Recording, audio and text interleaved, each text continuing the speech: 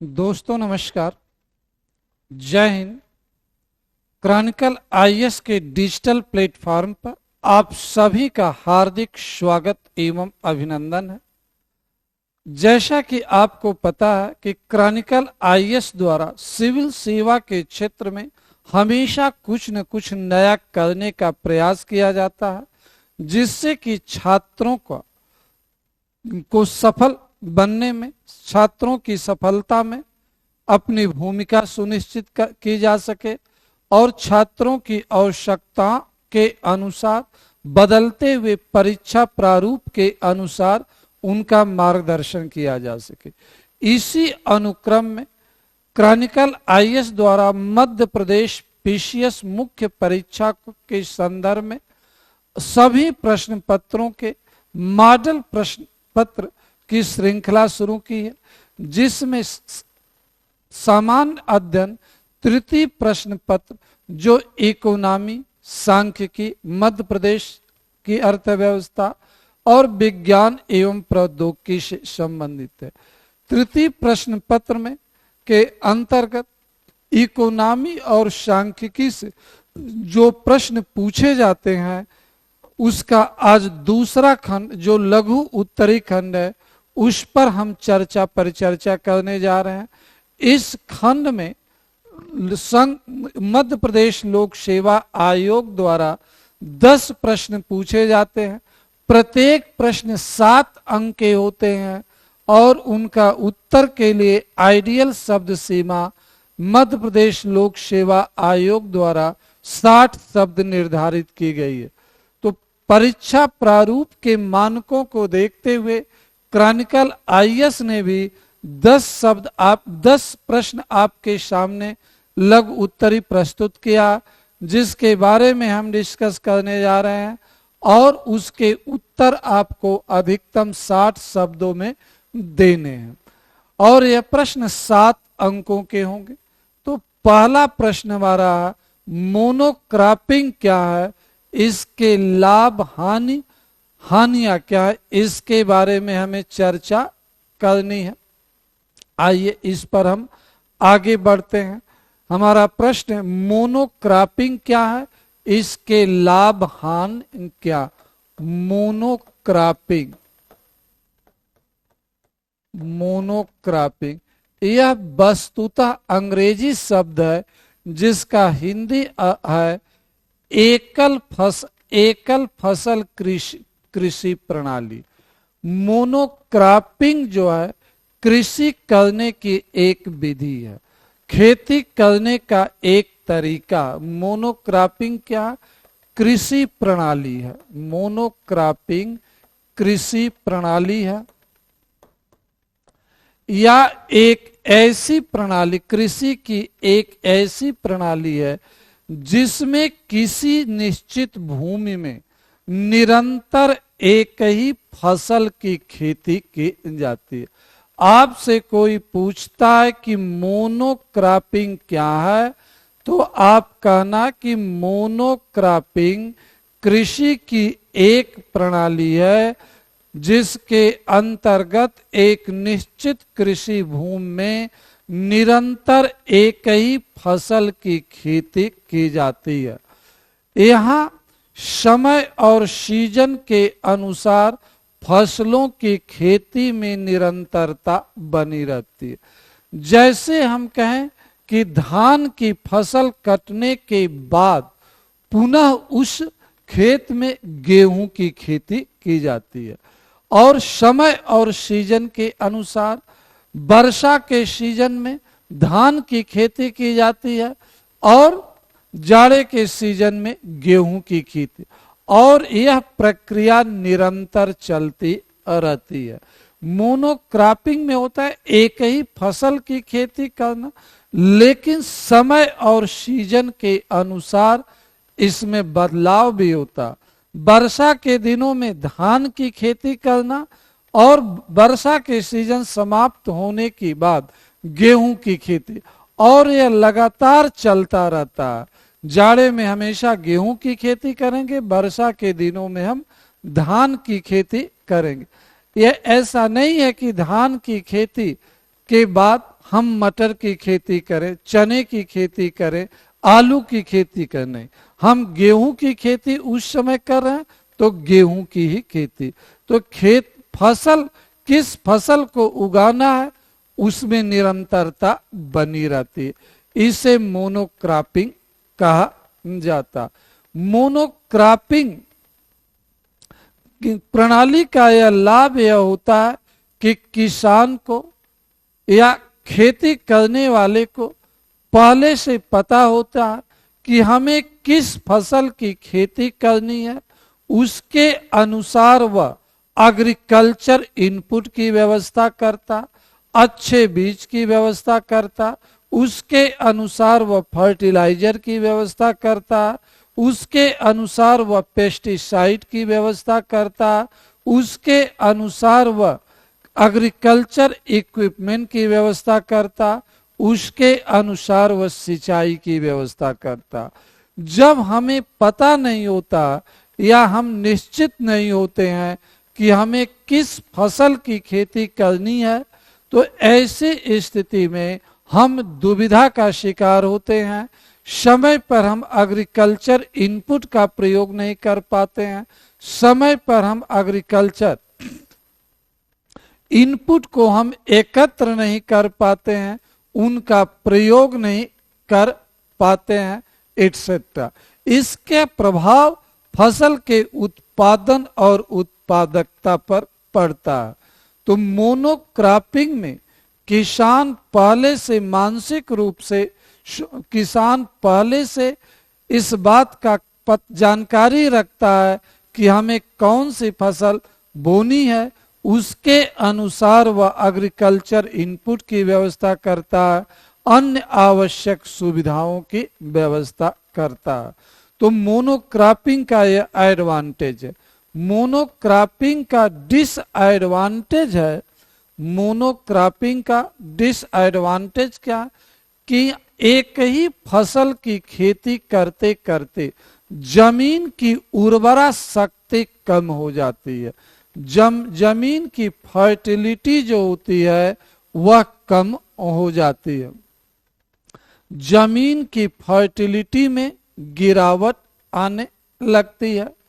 जमीन की फर्टिलिटी को बनाए रखने के लिए हमें अत्यधिक मात्रा में केमिकल फर्टिलाइजर का प्रयोग करना पड़ता है। नाइट्रोजन, फास्फोरस, पोटास जो उर्वरकों का अधिक प्रयोग करना पड़ता, जो तत्कालिक रूप से लाभप्रद होते हैं, जो तत्कालिक रूप से जमीन की उर्वरा शक्ति को बढ़ाते हैं। तो मोनोक्रॉपिंग का पहला डिसएडवांटेज है कि लंबे समय तक एक ही फसल का प्रयोग कर, एक ही फसल उगाने से जमीन की उर्वरा शक्ति कम हो जाती। जब हम मल्टी क्रॉप सिस्टम अपनाते हैं तो अनेक फसलों को उगाते हैं, तो उनके अनुसार जमीन को नेचुरल पोषक तत्व मिलता, फसलों की पत्तियां खेतों में गिरकर नष्ट होती है, नेचुरल फर्टिलाइजर का क्रिएशन करती हैं, फॉर्मेशन करती हैं, जिससे उनकी उर्वरा शक्ति बनी होती है। अत्यधिक केमिकल फर्टिलाइजर पर निर्भर नहीं रहना। लेकिन मोनोक्रॉपिंग में हम एक ही फसल की खेती करते, इसलिए जमीन की फर्टिलिटी कम होने लगती है, केमिकल फर्टिलाइजर पर अत्यधिक निर्भरता होने लगती है। फर्टिलिटी कम होने के कारण एग्रीकल्चर प्रोडक्टिविटी में गिरावट आती है। एग्रीकल्चर प्रोडक्टिविटी में जब कमी आती है, एग्रीकल्चर प्रोडक्टिविटी के कम होने के कारण उत्पादन कम होता, उत्पादन कम होगा तो कहीं न कहीं खाद्य सुरक्षा पर प्रभाव पड़ेगा। दूसरा, मोनोक्रॉपिंग के कारण जब फर्टिलिटी कम होती है तो हमें फर्टिलिटी बढ़ावा देने के लिए हम जो है अत्यधिक रासायनिक उर्वरकों का प्रयोग करते हैं।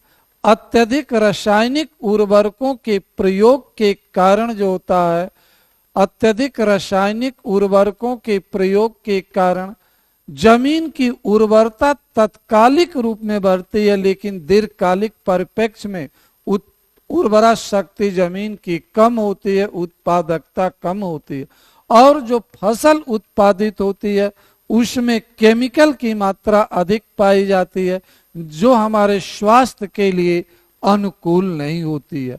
यह समस्या उत्पन्न होती है। यह मोनोक्रॉपिंग के डिमेरिट के रूप में देखा जाता। अब हम नेक्स्ट प्रश्न के तरफ हम बढ़ेंगे। हम दूसरे प्रश्न, बहुत एक शानदार प्रश्न है। भारत में क्षेत्रीय असंतुलन सामाजिक आर्थिक विकास में बाधा उत्पन्न करता। भारत में क्षेत्रीय असंतुलन सामाजिक आर्थिक विकास में बाधा उत्पन्न करता। इस पर हम चर्चा अब आपके साथ करने जा रहे हैं। भारत में क्षेत्रीय असंतुलन, प्रश्न है भारत में क्षेत्रीय असंतुलन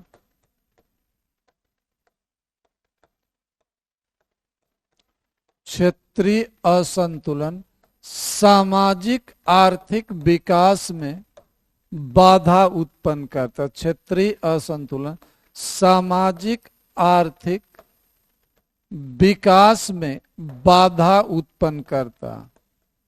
विकास में बाधा उत्पन्न करता है। संक्षेप में स्पष्ट कीजिए, यह हमारा प्रश्न है। स्पष्ट यह प्रश्न है कि भारत में क्षेत्रीय असंतुलन, देखिए क्षेत्रीय असंतुलन आर्थिक आधार पर भी हो सकते हैं, क्षेत्रीय असंतुलन भौगोलिक आधार पर भी हो सकते हैं, क्षेत्रीय असंतुलन कृत्रिम भी हो सकते हैं, क्षेत्रीय असंतुलन प्राकृतिक भी हो सकते हैं। जैसे हम कहें कि उत्तर प्रदेश की हम बात करें तो उत्तर प्रदेश को 4 क्षेत्रों में पूर्वांचल, अवध, बुंदेलखंड और पश्चिमी उत्तर प्रदेश में बांटा। जहां बुंदेलखंड में उपजाऊ जमीन नहीं है, पठारी और पहाड़ी है, वहीं पश्चिमी उत्तर प्रदेश या पूर्वांचल हो या अवध का क्षेत्र हो, वहां को उपजाऊ जमीन मिली हुई है। तो यहां पर असंतुलन दिखाई पड़ता।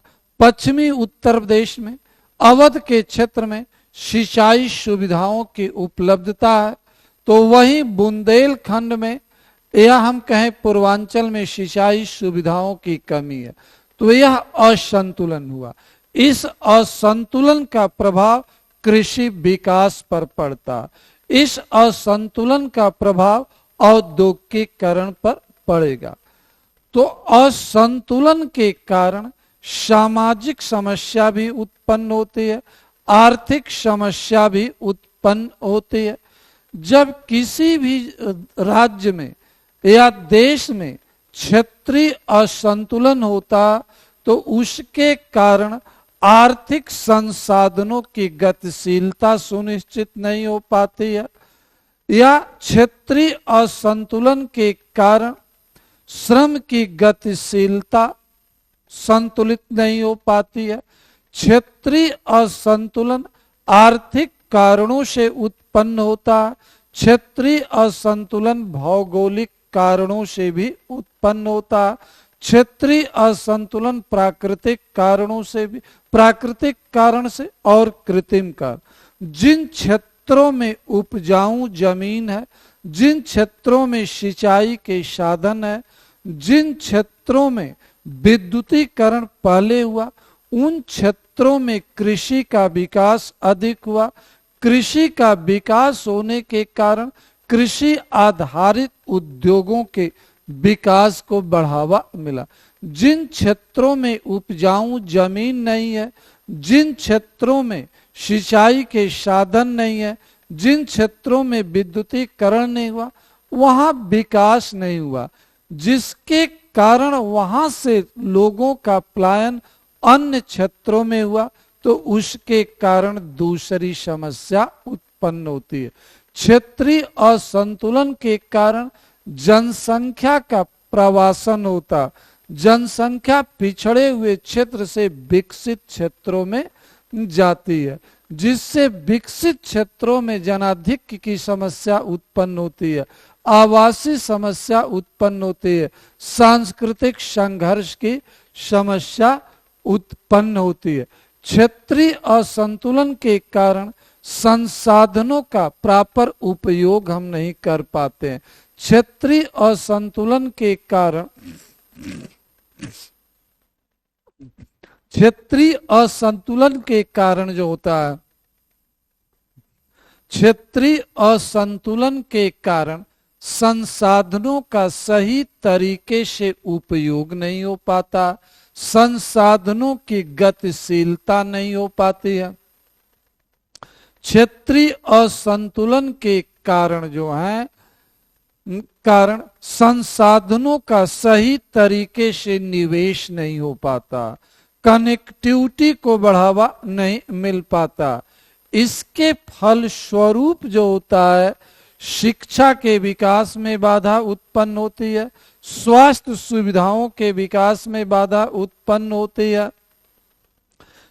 और जब शिक्षा का विकास नहीं होगा, लोगों को प्रॉपर स्वास्थ्य सुविधाएं नहीं उपलब्ध होगी, तो जिसका प्रभाव नव प्रवर्तन पर पड़ता है, तकनीकी विकास पर पड़ता है, कुशल मानवीय पूंजी की उपलब्धता पर पड़ता है। तो क्षेत्रीय असंतुलन जब प्राकृतिक कारणों से उत्पन्न होता है, जैसे कुछ क्षेत्रों में कृषि योग्य भूमि है, कुछ क्षेत्रों में खनिज पदार्थ हैं, कुछ क्षेत्रों में वन संपदा है, तो जिन क्षेत्रों में खनिज संपदा है वहां औद्योगिकीकरण अधिक दिखाई पड़ता है। जिन क्षेत्रों में कृषि भूमि अच्छी है वहां कृषि का विकास अधिक होता है। जिन क्षेत्रों में कृषि भूमि अच्छी है वहां कृषि औद्योगिकीकरण को बढ़ावा मिलता है। इसके साथ साथ जब परिवहन के संसाधनों का, संचार के साधनों का, विद्युत की उपलब्धता का एक समन्वित और संतुलित विकास नहीं हुआ होता, तो इसके कारण कनेक्टिविटी प्रभावित होती है। जब सड़क परिवहन का असंतुलित विकास हुआ हो, कनेक्टिविटी नहीं है, तो उसके कारण भी जो होता है, हम शहरों तक अपनी गतिविधियों को बढ़ावा नहीं दे पाते, शहरों में स्थापित शैक्षणिक संस्थानों का लाभ नहीं ले पाते, शहरों में बेहतर स्थापित स्वास्थ्य सुविधाओं का लाभ नहीं मिल पाते। तो क्षेत्रीय असंतुलन जो है कहीं न कहीं जो होता है हमारे विकास में बाधा उत्पन्न करता।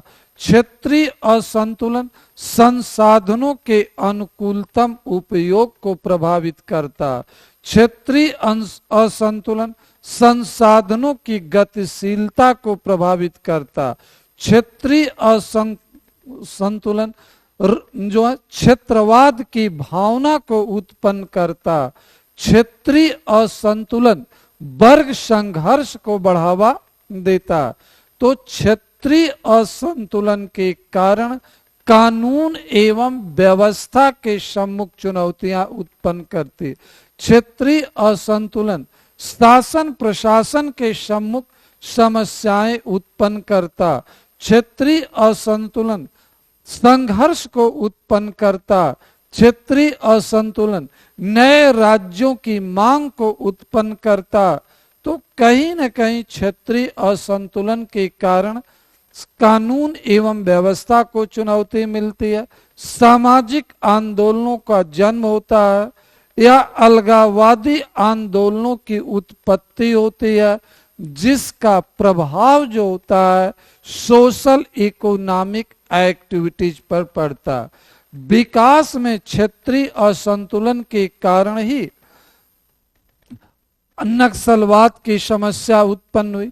विकास में क्षेत्रीय असंतुलन के कारण पूर्वोत्तर में आतंकवाद की समस्या उत्पन्न हुई।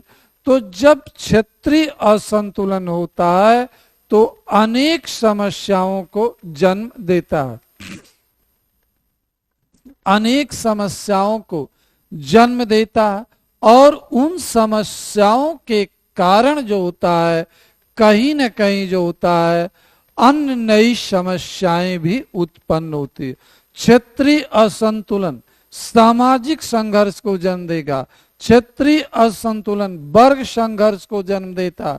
क्षेत्रीय असंतुलन क्षेत्रवाद जैसी समस्याओं को उत्पन्न करता। क्षेत्रीय असंतुलन अलगाववाद की समस्या को उत्पन्न करता। तो क्षेत्रीय असंतुलन जो होता है, अनेक प्रकार की समस्याएं, हमने कहा कि क्षेत्रीय असंतुलन जो होता है,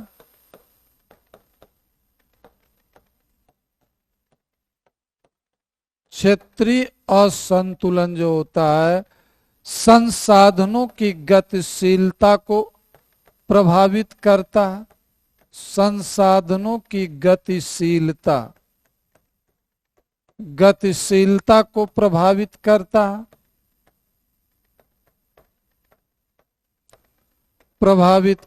है। क्षेत्रीय संसाधनों के अनुकूलतम उपयोग को प्रभावित करता। संसाधनों के अनुकूलतम उपयोग को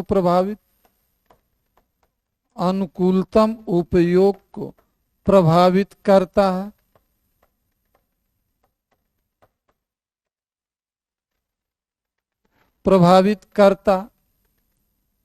क्षेत्रीय असंतुलन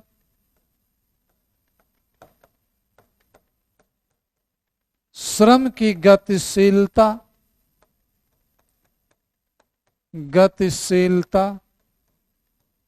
को प्रभावित करता है। ये सब नकारात्मक रूप में प्रभावित होते हैं, करता है। फिर क्षेत्रीय असंतुलन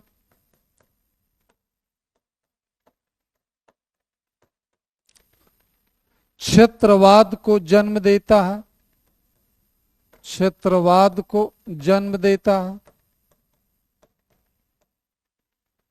क्षेत्रीय असंतुलन अलगाववाद को जन्म देता है। क्षेत्रीय असंतुलन अलगाववाद और उग्रवाद को जन्म देता है।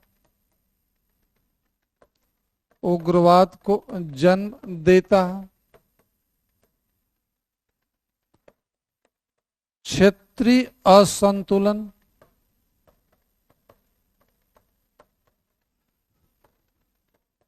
केंद्र और राज्यों के बीच मतभेद उत्पन्न करता और राज्यों के समन्वय को प्रभावित करता है।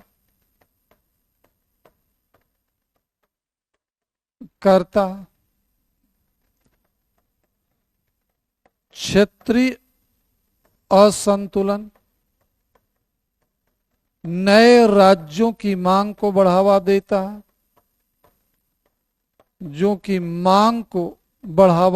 है,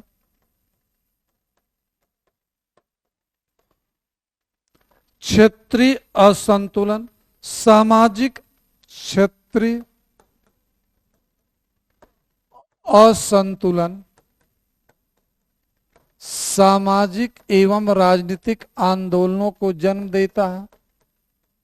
सामाजिक एवं राजनीतिक आंदोलनों को जन्म देता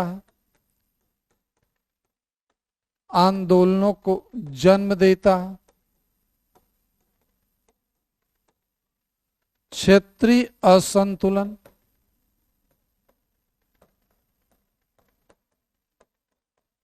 वर्ग संघर्ष को बढ़ावा देता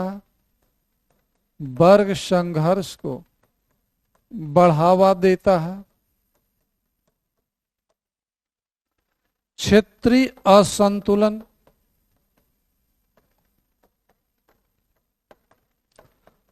कानून एवं व्यवस्था को प्रभावित करता।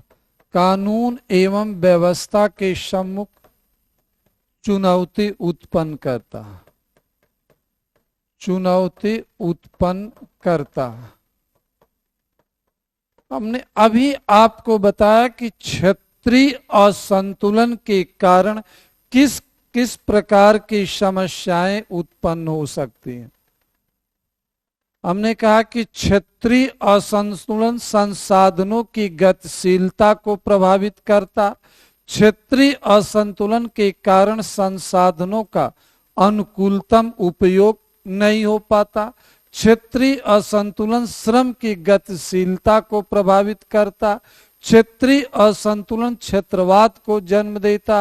क्षेत्रीय असंतुलन अलगाववाद और उग्रवाद को जन्म देता। क्षेत्रीय असंतुलन केंद्र और राज्यों के मध्य समन्वय को प्रभावित करता। क्षेत्रीय असंतुलन नए राज्यों की मांग को बढ़ावा देता। क्षेत्रीय असंतुलन वर्ग संघर्ष को बढ़ावा देता। क्षेत्रीय असंतुलन कानून एवं व्यवस्था को के सम्मुख चुन। क्षेत्रीय असंतुलन के कारण यह समस्याएं उत्पन्न होती है, जिसके कारण सरकार सामाजिक आर्थिक विकास की प्रक्रिया को सही तरीके से क्रियान्वित नहीं कर पाती। इसलिए कहा जाता है कि सामाजिक एवं आर्थिक विकास को बढ़ावा देने के लिए सामाजिक आर्थिक समस्याओं को समाधान करने के लिए क्षेत्रीय संतुलन स्थापित करना जरूरी है। संतुलित विकास की थ्योरी को अपनाना जरूरी है, लेकिन व्यवहारिक तौर पर संतुलित विकास की प्रक्रिया को अपना पाना इतना आसान नहीं होता है। तो संतुलित विकास के माध्यम से क्षेत्रीय असंतुलन को दूर किया जा सकता है और क्षेत्रीय असंतुलन का दूर करके सामाजिक एवं आर्थिक समस्याओं का हल खोजा जा सकता है। इसके लिए दीर्घकालीन परिप्रेक्ष्य में हमें रणनीति बनाने की आवश्यकता होती है। इसके लिए दीर्घकालीन रणनीति, दीर्घकालीन विजन अपनाने की जरूरत होती है। तो भारत सरकार स्वतंत्रता प्राप्ति के बाद से सैद्धांतिक तौर पर संतुलित विकास की रणनीति को अपनाया हुआ, लेकिन व्यवहारिक तौर पर संसाधनों की कमी को देखते हुए वह विकास में असंतुलन भी उत्पन्न करती रही है। जिस एक क्षेत्र का विकास करके संसाधनों की उपलब्धता होने पर हम दूसरे क्षेत्र में संसाधनों को नियोजित करते हैं। अब हम अगले प्रश्न की तरफ हम बढ़ते हैं।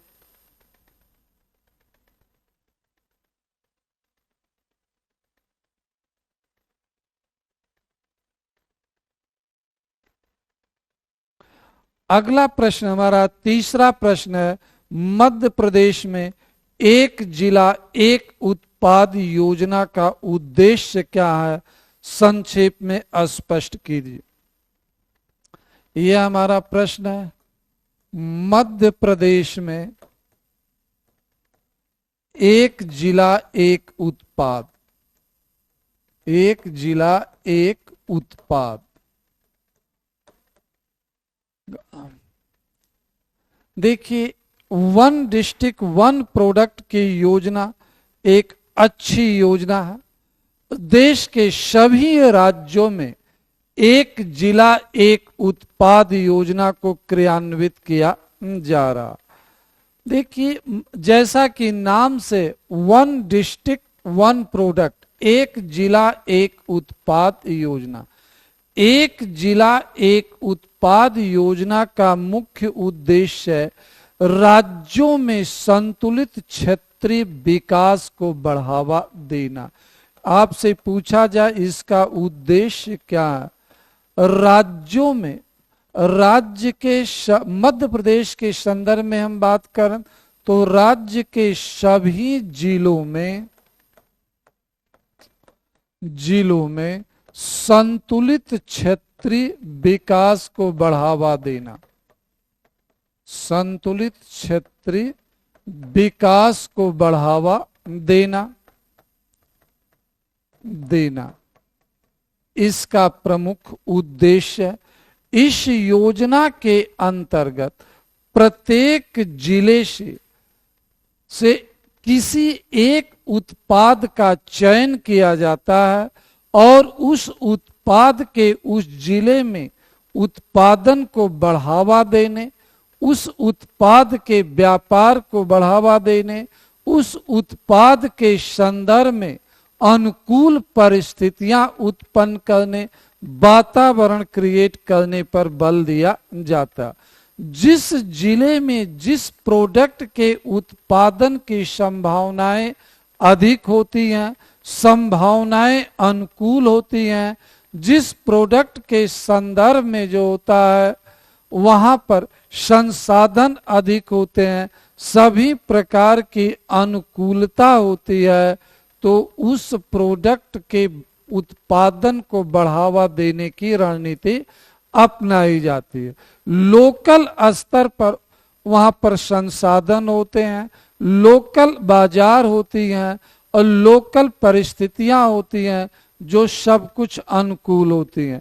इसके माध्यम से वहां पर हम औद्योगिकीकरण को बढ़ावा देते हैं, वहां पर आर्थिक गतिविधियों को बढ़ावा देते हैं, आर्थिक गतिविधियों के विकेंद्रीकरण को प्रोत्साहित करते हैं, स्थानीय उत्पादों के निर्माण और व्यापार को बढ़ावा देते हैं। वन डिस्ट्रिक्ट वन प्रोडक्ट के माध्यम से हम उद्योगों का स्थानीयकरण करने की रणनीति अपनाते हैं, आर्थिक गतिविधियों के विकेंद्रीकरण करने की रणनीति अपनाते हैं, स्थानीय स्तर पर उद्योगों के विकास को बढ़ावा देने की रणनीति अपना, और ऐसा करके स्थानीय स्तर पर हम रोजगार उत्पन्न करना चाहते हैं। रोजगार उत्पन्न करके हम बेरोजगारी और गरीबी की समस्या का समाधान करना चाहते हैं। यही नहीं, जब स्थानीय स्तर पर एम्प्लॉयमेंट क्रिएट होता है तो लोग अपना क्षेत्र छोड़ करके अन्य क्षेत्रों में कार्य करने के लिए नहीं जाते हैं। अगर मध्य प्रदेश में पर्याप्त औद्योगिकीकरण हुआ होता तो मध्य प्रदेश के लोग गुजरात, महाराष्ट्र या अन्य राज्यों में काम करने के लिए नहीं जाते। तो one district one product scheme के माध्यम से स्थानीय स्तर पर औद्योगिकीकरण को बढ़ावा देने, विकास को बढ़ावा देने पर बल दिया जाता है। क्षेत्रीय स्तर पर संतुलन स्थापित करने पर फोकस किया जाता है। स्थानीय संसाधनों का अनुकूलतम उपयोग करने पर बल दिया जाता है और क्षेत्रीय आत्मनिर्भरता प्राप्त करने का प्रयास किया जाता। इसके साथ साथ स्थानीय आर्थिक संस्कृति, स्थानीय व्यापारिक संस्कृति को संरक्षण प्रदान करके देश के आर्थिक विकास में, औद्योगिक विकास में उनकी भूमिका को बढ़ावा देने पर बल दिया जाता है। क्लियर हुआ यह पॉइंट? अब आगे हम बढ़ते हैं कि जो हमारा प्रश्न था कि मध्य प्रदेश में एक जिला एक उत्पाद योजना, तो मध्य प्रदेश में एक जिला एक उत्पाद योजना का मुख्य उद्देश्य मध्य प्रदेश के सभी जिलों का संतुलित विकास करना, मध्य प्रदेश में स्थानीय स्तर पर उद्योगों के विकास को बढ़ावा देना, स्थानीय संसाधनों का उपयोग करना, उद्योगों का स्थानीयकरण करना, रोजगार उत्पन्न करना और लोगों के प्रवासन को, इमाइग्रेशन को रोकना है।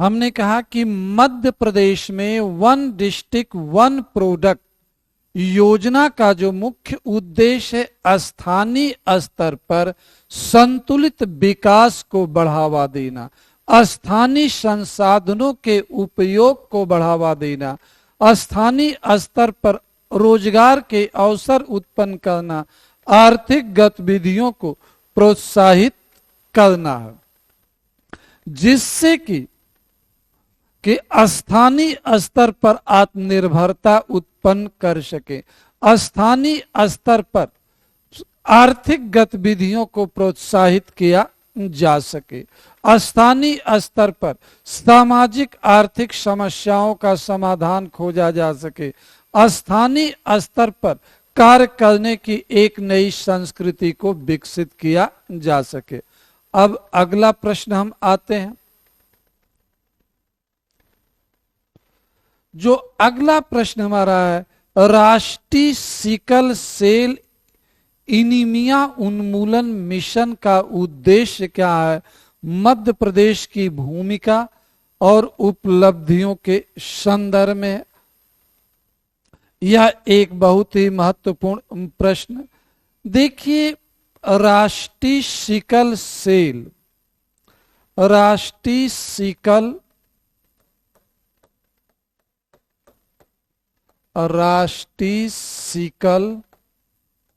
सेल एनीमिया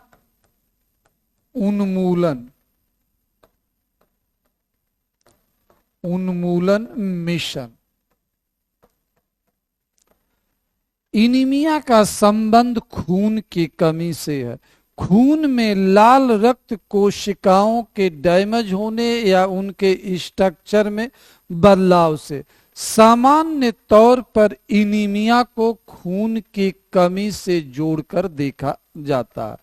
एनीमिया एक बीमारी है, एनीमिया एक रोग है जिसे वंशानुगत भी कहा जाता है कि पीढ़ी दर पीढ़ी एक परिवार एक व्यक्ति से दूसरे व्यक्ति में ट्रांसफर होता रहता। तो एनीमिया के कारण शरीर की संरचना पर नकारात्मक प्रभाव पड़ता, व्यक्ति शारीरिक रूप से कमजोर होता, मानसिक रूप से कमजोर होता। तो भारत सरकार जो है एनीमिया के उन्मूलन के लिए एक विशेष अभियान चला रही है। केंद्रीय बजट 2023-24 में भारत सरकार ने यह घोषणा किया कि 2047 तक हम देश को एनीमिया मुक्त करना चाहते हैं।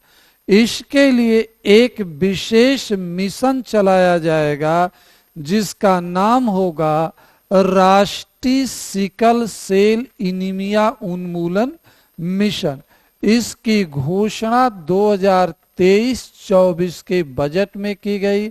कहा गया कि वर्ष 2047 तक जो है हम भारत को जो है एनीमिया मुक्त कर देंगे, एनीमिया मुक्त कर देंगे, यह लक्ष्य। तो यह मिशन एक केंद्र प्रायोजित मिशन है जिसे राज्यों के सहयोग से क्रियान्वित किया जा रहा है, राज्यों के सहयोग से इम्प्लीमेंट किया जा रहा।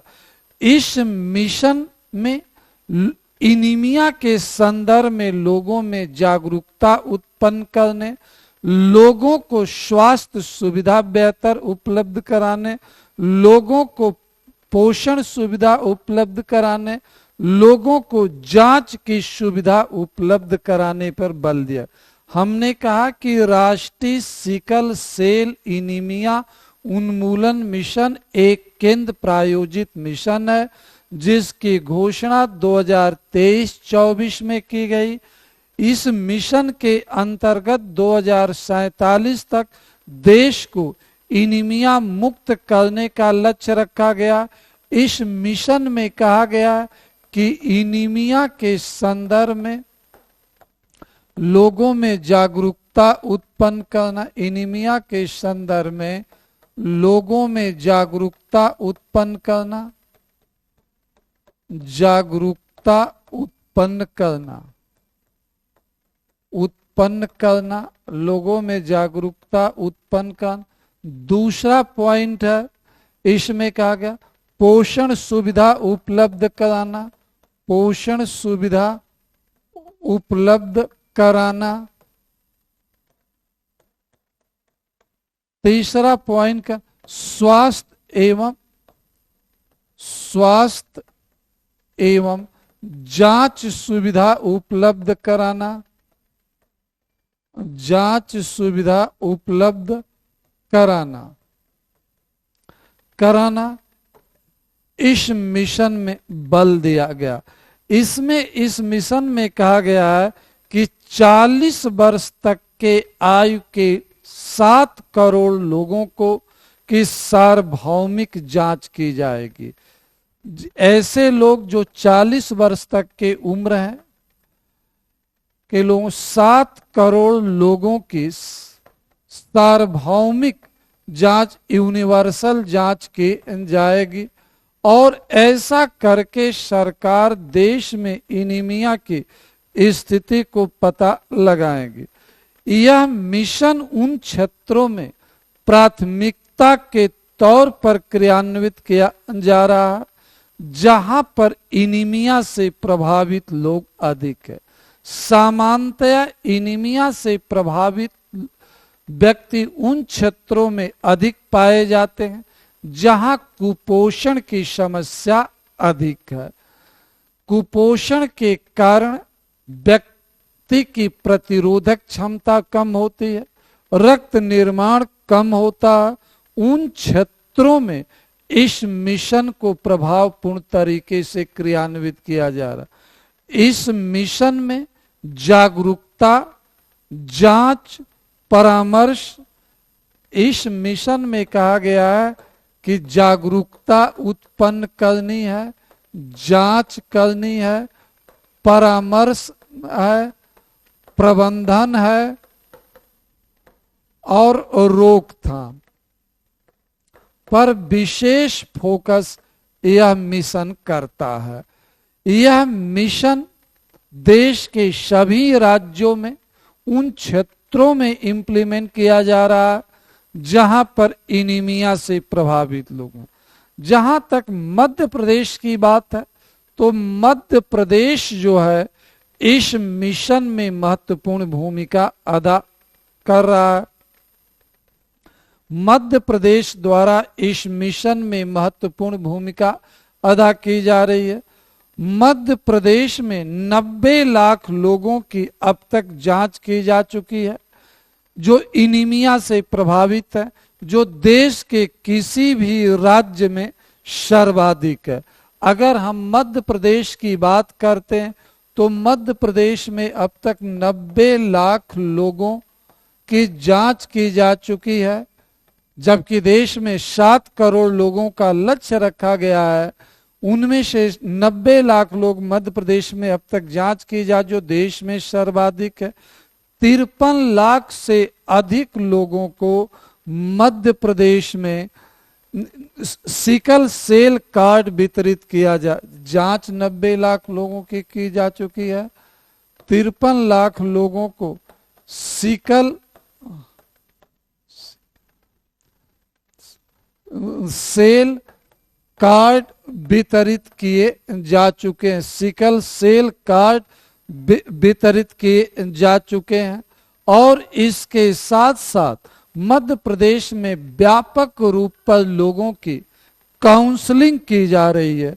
मध्य प्रदेश अन्य राज्यों के लिए एक आदर्श के रूप में इस समय प्रस्तुत हो रहा है।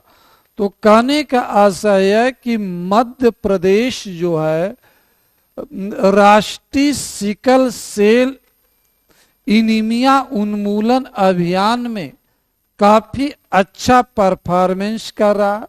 90 लाख से अधिक लोगों की जांच की जा चुकी है।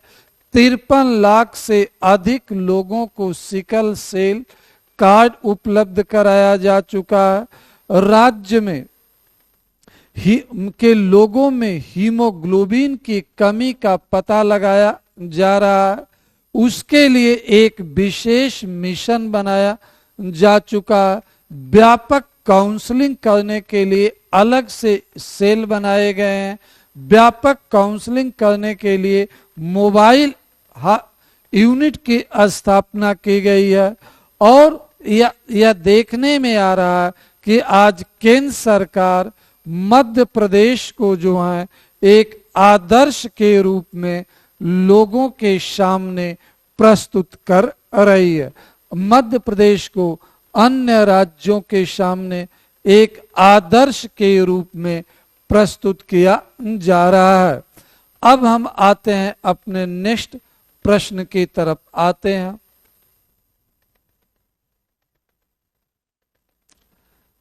अब हमारा अगला प्रश्न है, पांचवा प्रश्न है, प्रायिकता की उपयोगिता की संक्षेप में विवेचना कीजिए, या संक्षेप में विवेचना। प्रोबेबिलिटी के बारे में पूछा गया है।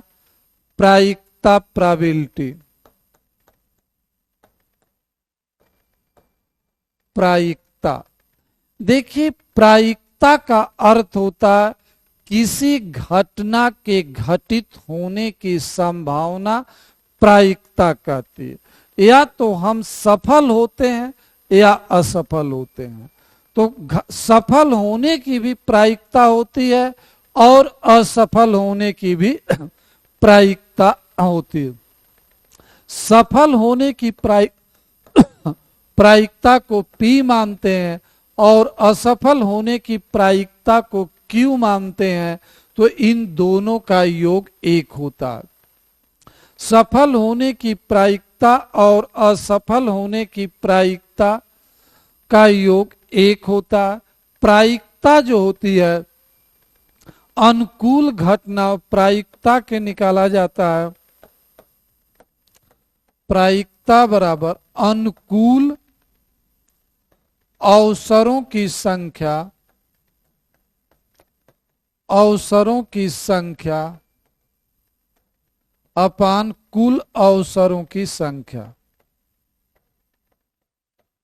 कुल अवसरों की संख्या। इस फार्मूले से प्रायिकता निकाली जाती है।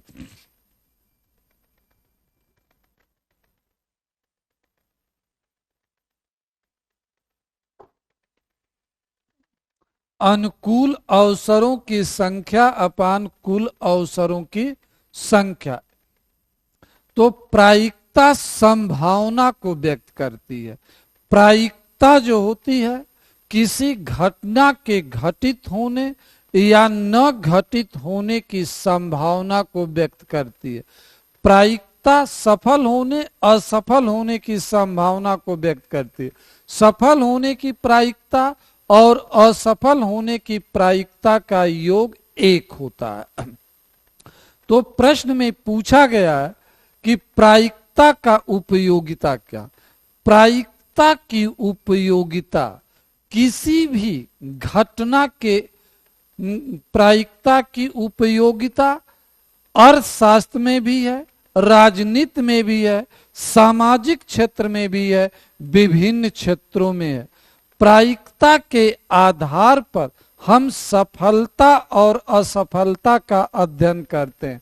सरकार की कौन सी, सरकार की यह नीति सफल होगी या असफल होगी, इसके बारे में पता लगाने का काम प्रायिकता के आधार पर किया जाता। शेयर बाजार में तेजी कंटिन्यूअस जारी रहेगी या शेयर बाजार में आगे गिरावट आएगी, इसका अध्ययन करने के लिए प्रायिकता का सहारा लिया जाता है। अनुसंधान में प्रायिकता के माध्यम से हम किसी पर्टिकुलर निष्कर्ष पर पहुंचते हैं। किसी प्रयोग की सफलता असफलता का अध्ययन करने के लिए प्रायिकता का सहारा लेते हैं। जैसे कोई मेडिसिन बने, वह किसी पर्टिकुलर रोग को नियंत्रित करने में सफल हो रही है या नहीं, इसका निर्धारण प्रायिकता के आधार पर किया जाता। कुछ लोगों के ऊपर परीक्षण किया जाता, उससे जो निष्कर्ष निकलता है उसके आधार पर हम अनुमान लगाते हैं कि यह मेडिसिन सफल होगी। किसी चुनाव में उम्मीदवारों के विजयी होने या उम्मीदवारों के पराजित होने के बारे में पर्याप्त जानकारी जब हमें प्राप्त करनी होती है तो इसके संदर्भों में जो होता हम जो जानकारी प्राप्त करते हैं वह प्रायिकता के आधार पर, व्यवहारिक तौर पर हम और आप कहते हैं कि हमें सफल होने की संभावना इतना प्रतिशत है, भारत के मैच जीतने की संभावना इतने प्रतिशत है। तो प्रायिकता का प्रयोग अर्थशास्त्र के क्षेत्र में भी होता, प्रायिकता का प्रयोग राजनीति विज्ञान में भी होता, प्रायिकता का प्रयोग विज्ञान एवं तकनीक में भी होता, प्रायिकता का प्रयोग जीवन के विभिन्न क्षेत्रों में भी किया जाता। प्रायिकता हमारे जीवन को भी प्रभावित कर, हमारी शादी सफल होगी या शादी सफल नहीं होगी इसका अध्ययन करने के लिए भी प्रायिकता का सहारा लिया। प्रेम विवाह सफल होगा या नहीं सफल होगा इसका अध्ययन करने के लिए हम प्रायिकता का सहारा लेते हैं पिछले अनुभवों के आधार पर।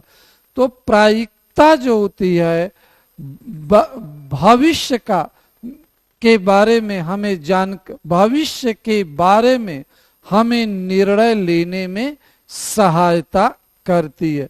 जो प्रायिकता होती है वह भविष्य के संदर्भ में चाहे आर्थिक विषय हो, सामाजिक विषय हो, राजनीतिक विषय हो, तकनीकी पहलू हो या धार्मिक एवं सांस्कृतिक पहलू हो, सबके संदर्भों में हमें निर्णय लेने का मार्ग प्रशस्त करती है। एक रास्ता, एक उपाय हमारे सामने प्रस्तुत करती है। तो प्रायिकता का उपयोग बहुआयामी है। प्रायिकता एक महत्वपूर्ण सांख्यिकी अवधारणा है जो हमारे लिए एक मार्गदर्शक का काम करती है, एक पथ प्रदर्शक का काम करती है। हालांकि इसकी गणना करना, सही निष्कर्ष निकालना कठिन होता है, परंतु उसके बावजूद प्रायिकता जो होती है उपयोगी है। इसकी उपयोगिता से इनकार नहीं किया जा सकता। आगे किसी कुछ पूछना? चलिए, बहुत बहुत हम आगे बढ़ते हैं, अगले प्रश्न की तरफ हम बढ़ते हैं। अगला प्रश्न हमारा है, प्रधानमंत्री फसल बीमा योजना क्या है, इसके प्रमुख लाभ संक्षेप में बताइए। प्रधानमंत्री फसल बीमा योजना, प्रधानमंत्री फसल बीमा योजना, प्रधानमंत्री फसल बीमा योजना। देखिए, फरवरी 2016 में प्रधानमंत्री फसल बीमा योजना की घोषणा की गई। प्रायोगिक तौर पर इसे फरवरी 2016 में लागू किया गया, परंतु व्यापक रूप में इसे जून 2016 में खरीफ की फसलों से लागू किया गया। प्रायोगिक तौर पर फरवरी 2016 में लागू, प्रायोगिक तौर पर लागू, परंतु व्यापक रूप में जून 2016 में खरीफ की फसलों से लागू किया गया। खरीफ की फसलों से लागू किया गया।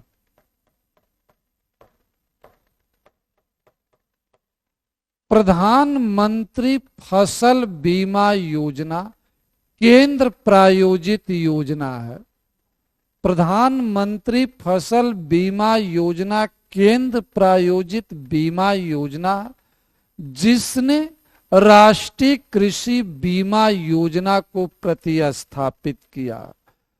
प्रधानमंत्री फसल बीमा योजना पूर्व में चलाई गई कृषि क्षेत्र में बीमा योजनाओं की तुलना में अधिक बहुआयामी है, मल्टी डायमेंशनल है और डायनेमिक है।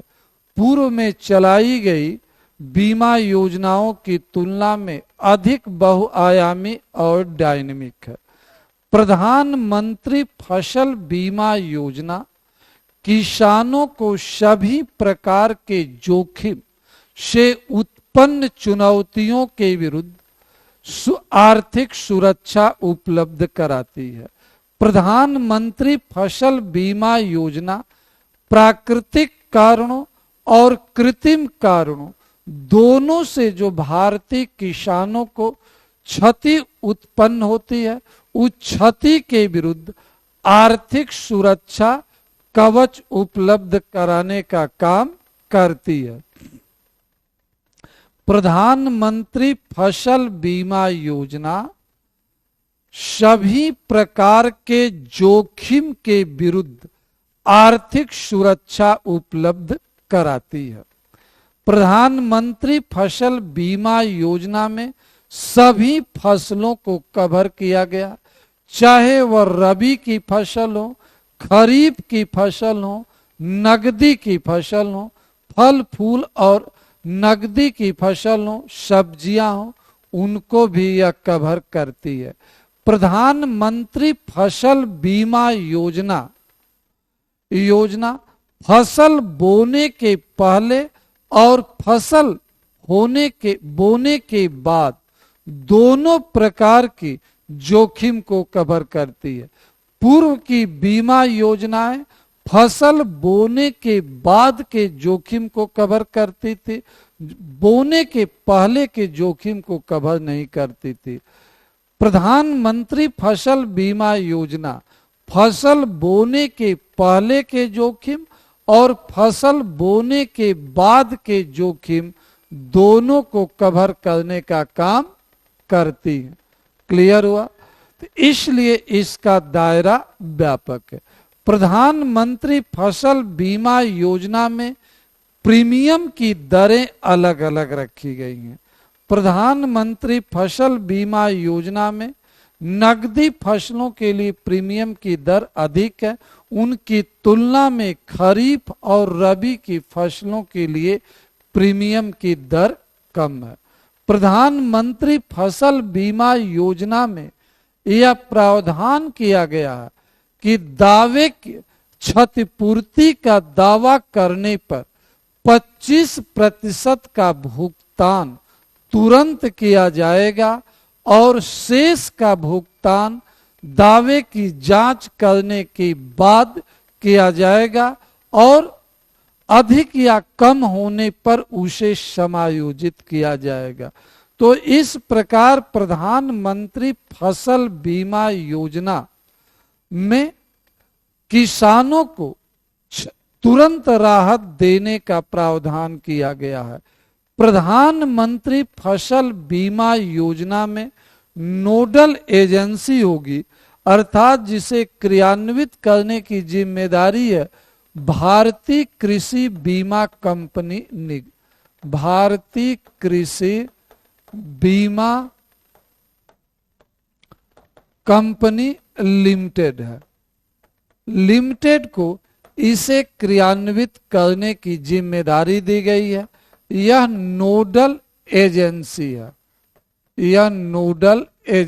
है। यह राष्ट्रीय स्तर पर कृषि बीमा योजनाओं को क्रियान्वित करने वाली संस्था, जिसकी स्थापना 2001 में की गई। किसी भी राज्य में प्राइवेट बीमा कंपनी भी काम कर सकती हैं कृषि बीमा के क्षेत्र में, परंतु इसके लिए भारतीय कृषि बीमा कंपनी लिमिटेड से परमिशन लेनी होगी। यह नोडल एजेंसी है। यह निजी बीमा कंपनियों को भी कृषि बीमा के क्षेत्र में कार्य करने की अनुमति प्रदान करती है। कहने का आशय है कि निजी बीमा कंपनियां भी कृषि बीमा के क्षेत्र में इससे अनुमति लेकर काम कर सकती। तो इसका लाभ यह होगा कि कृषि बीमा क्षेत्र में प्रतिस्पर्धा को बढ़ावा मिलेगा, कृषि बीमा क्षेत्र में निजी निवेश को बढ़ावा मिलेगा, कृषि बीमा क्षेत्र में किसानों को बेहतर सुविधाएं मिलेंगी, जिससे किसान जो होंगे, किसानों को बेहतर सुविधाएं मिलेंगी, जिससे किसान जो होंगे अधिक लाभान्वित होंगे। क्लियर हुआ? तो इस योजना में कृषि बीमा क्षेत्र में प्रतिस्पर्धा उत्पन्न करने पर भी बल दिया गया। फिर इस प्रश्न में पूछा गया कि इस योजना का लाभ क्या। देखिए, इस योजना का जो लाभ है, प्रधानमंत्री फसल बीमा योजना, प्रधानमंत्री फसल बीमा योजना का लाभ,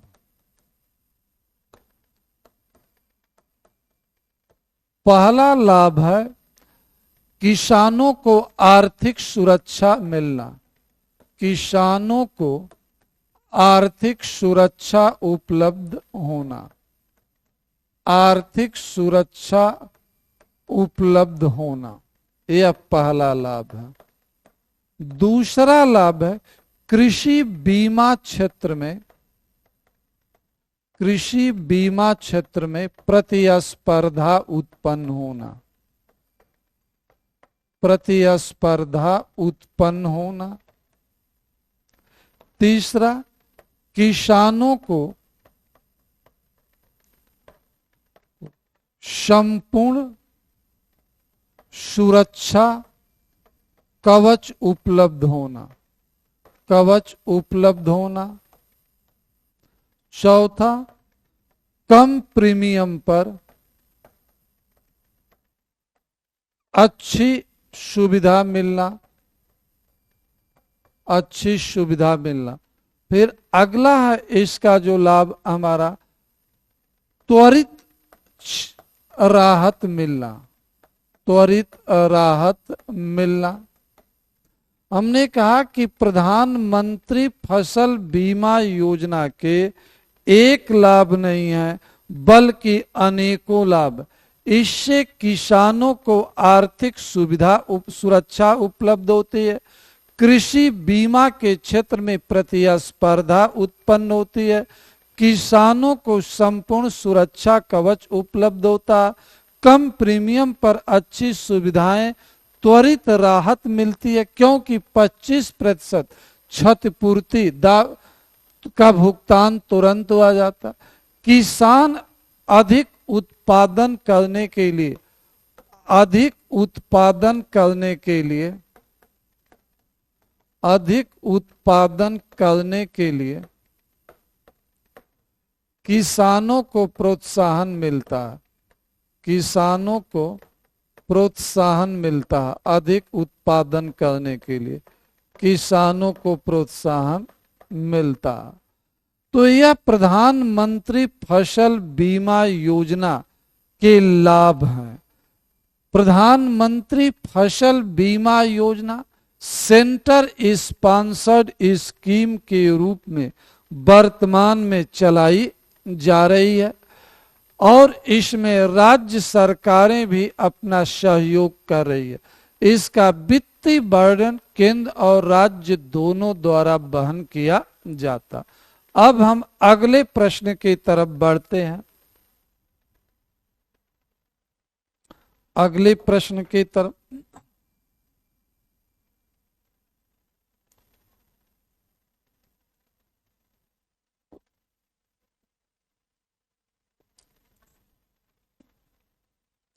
अब हमारा 7वां प्रश्न है, अंतर्राष्ट्रीय मुद्रा कोष क्या है, इसका उद्देश्य क्या है, भारत से इसका संबंध क्या है।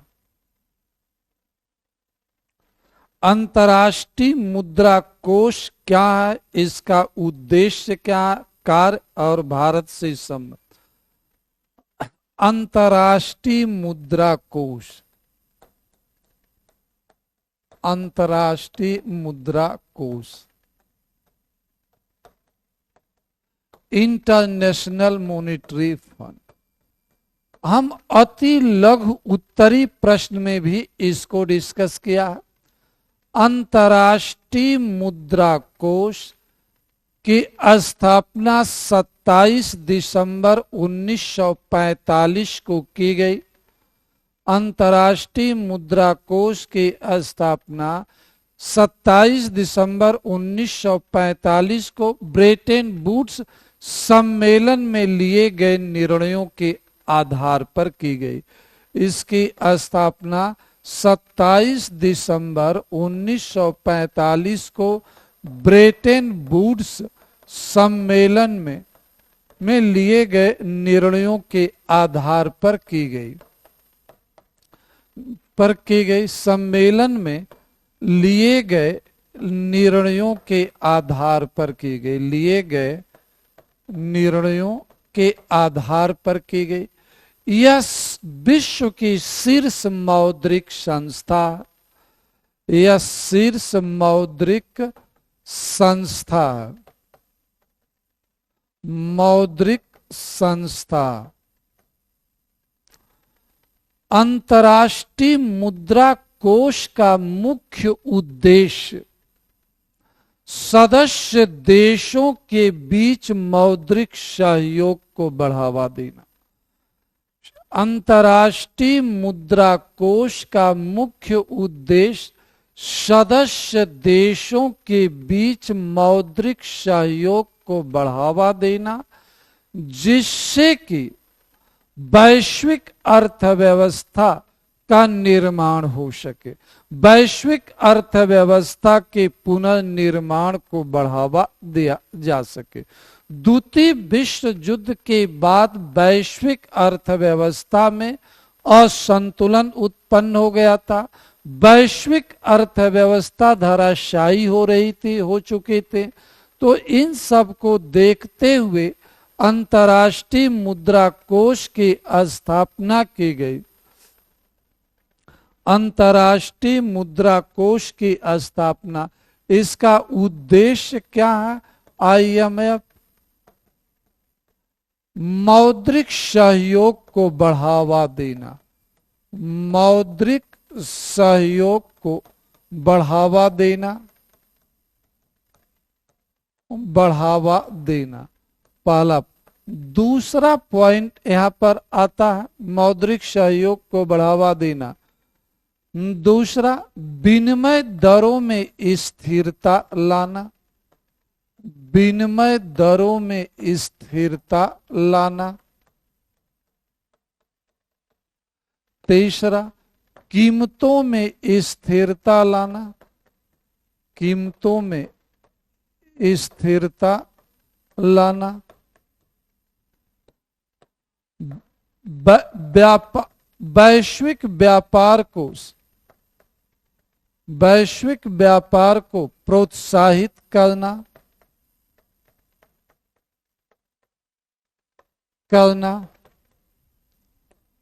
लोगों के जीवन स्तर में सुधार लाना, लोगों के जीवन स्तर में सुधार लाना।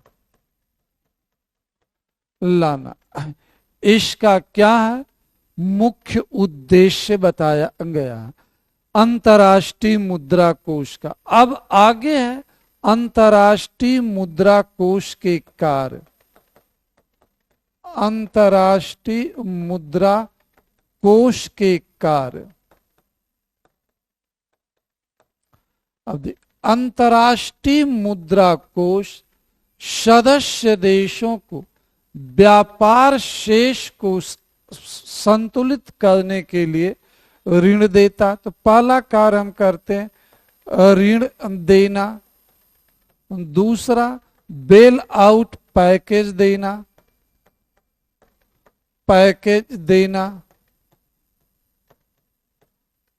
तीसरा, सदस्य देशों को सदस्य देशों को आर्थिक नीतियों के निर्माण में सहयोग करना, नीतियों के निर्माण में सहयोग करना, सदस्य देशों पर नजर रखना, सदस्य देशों पर नजर रखना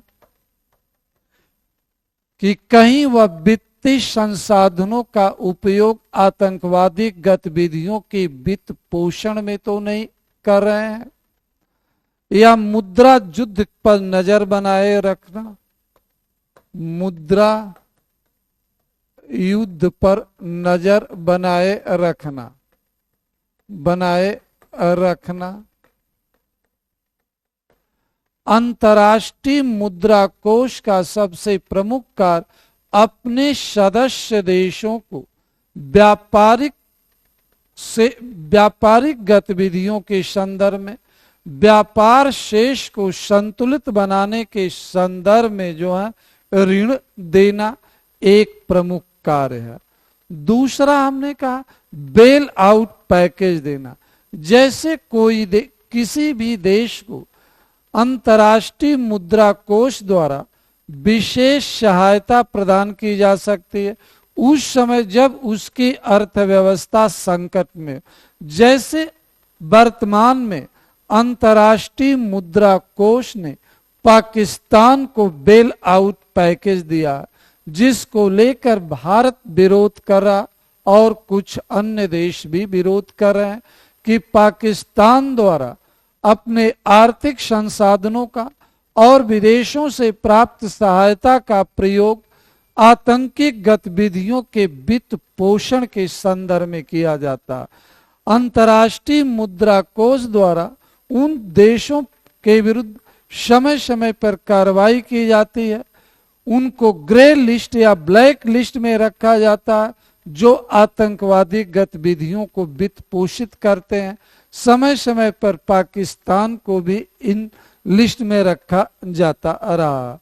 बेल आउट पैकेज किसी भी देश की अर्थव्यवस्था को संकट से बाहर निकालने के लिए दिया जाता। किसी भी देश की अर्थव्यवस्था को संकट से बाहर निकालने के लिए दिया जाता। तो एक सदस्य देशों को अंतर्राष्ट्रीय मुद्रा कोष द्वारा समय समय पर नई आर्थिक नीतियों के निर्माण के लिए सलाह भी दी जाती है। जैसा कि भारत के संदर्भ में ही कहा जाता, भारत में एलपीजी की शुरुआत अंतर्राष्ट्रीय मुद्रा कोष और विश्व बैंक के सलाह पर की गई।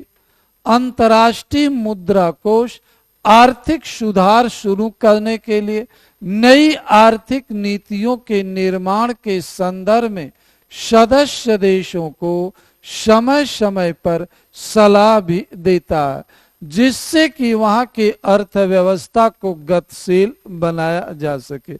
अंतर्राष्ट्रीय मुद्रा कोष सदस्य देशों पर नजर भी रखता कि उनकी आर्थिक नीतियां क्या, वह किस प्रकार की नीति अपना रहे हैं, क्या उनके द्वारा अपनाई गई नीति संरक्षणवादी नीति है या खुले मुक्त व्यापार को बढ़ावा देने वाली नीति है, या उनके द्वारा कहीं भेदभाव मूलक नीति तो नहीं अपनाई जा रही है।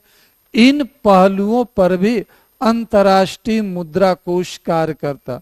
अंतर्राष्ट्रीय मुद्रा कोष सदस्य देशों के द्वारा एक दूसरे के विरुद्ध अघोषित रूप से किए जाने वाले अवमूल्यन पर भी नजर रखी जाती है कि सदस्य देश एक दूसरे की मुद्राओं के विरुद्ध अघोषित रूप से अवमूल्यन तो नहीं कर रहे हैं, जिसे मुद्रा युद्ध का नाम दिया जाता है।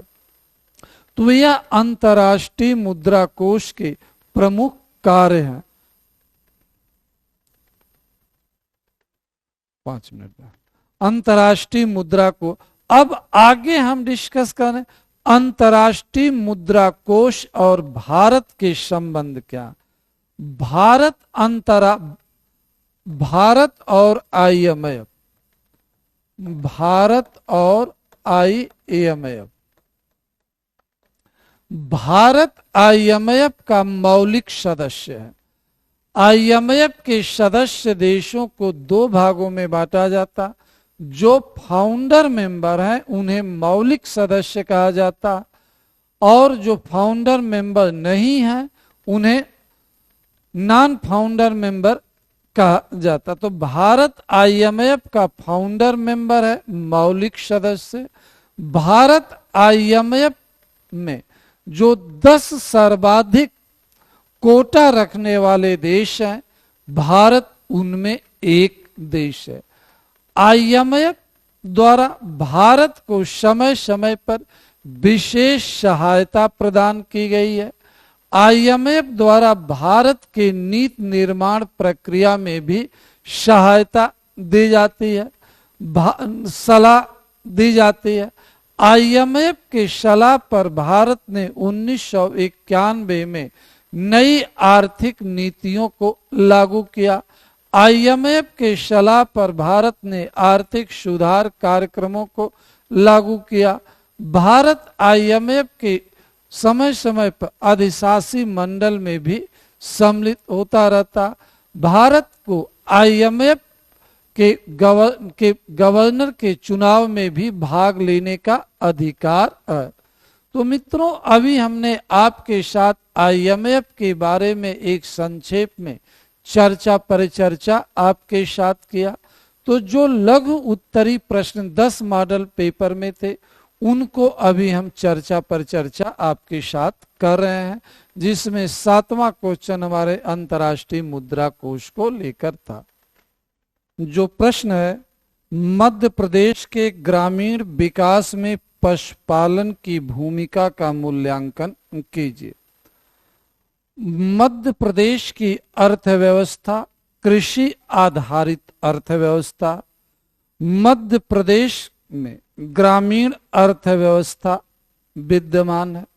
मध्य प्रदेश के ग्रामीण विकास में पशुपालन की भूमिका काफी महत्वपूर्ण है।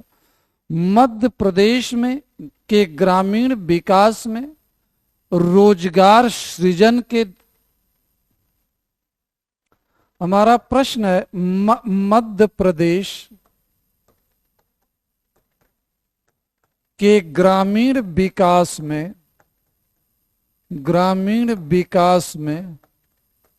पशुपालन की भूमिका, पशुपालन की भूमिका। देखिए, शब्द मध्य प्रदेश, हमने कहा कुछ देर पहले कि मध्य प्रदेश एक कृषि प्रधान अर्थव्यवस्था। मध्य प्रदेश में ग्रामीण अर्थव्यवस्था काफी मजबूत स्थिति में। मध्य प्रदेश के सामाजिक आर्थिक विकास में, ग्रामीण विकास में पशुपालन की भूमिका महत्वपूर्ण है। उसको निम्न आधार पर विश्लेषित किया जा सकता। मध्य प्रदेश के ग्रामीण विकास में आय और रोजगार सृजन, रोजगार सृजन के दृष्टि से, रोजगार सृजन के दृष्टि से पशुपालन की भूमिका महत्वपूर्ण है। दूसरा, कृषि को समर्थन देने, कृषि को समर्थन देने। तीसरा, खाद्य सुरक्षा उपलब्ध कराने, खाद्य सुरक्षा उपलब्ध कराने।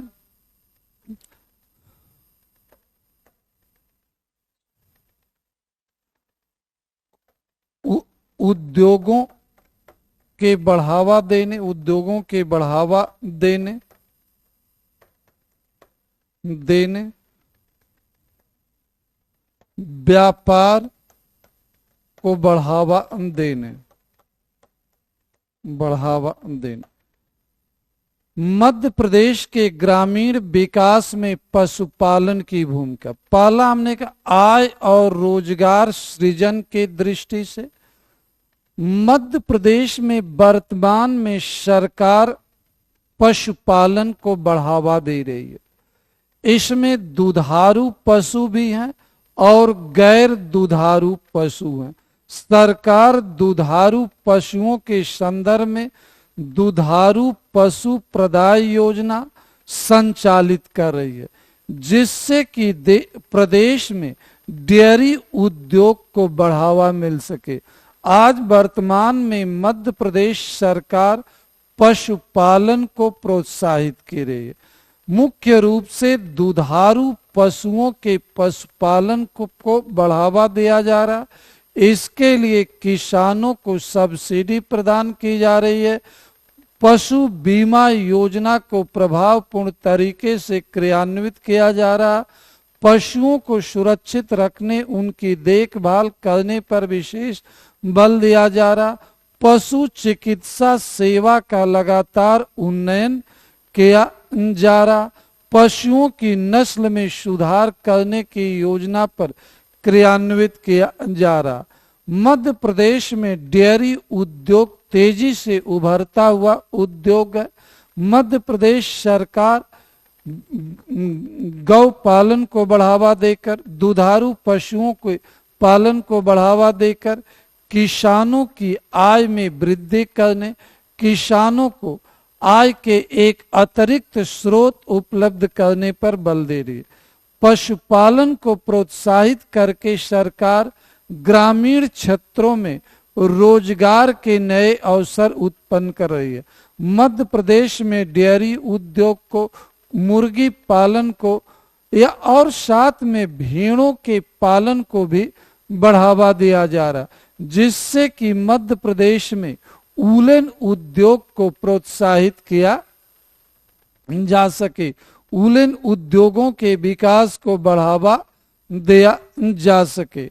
तो मध्य प्रदेश में पशुपालन जो है उद्योगों के संदर्भ में या कृषि व्यापार के संदर्भ में या खाद्य प्रसंस्करण उद्योगों की दृष्टि से महत्वपूर्ण भूमिका निभा रहा। आज पशुपालन के माध्यम से मध्य प्रदेश में रोजगार के नए अवसर उत्पन्न हो रहा है, जिससे वहां गरीबी एवं बेरोजगारी की समस्याओं का समाधान मिल रहा। पशुपालन से किसानों को प्राकृतिक उर्वरकों की प्राप्ति हो रही है, जिससे मिट्टी की उर्वरा शक्ति में वृद्धि करने में सहायता मिल रही है।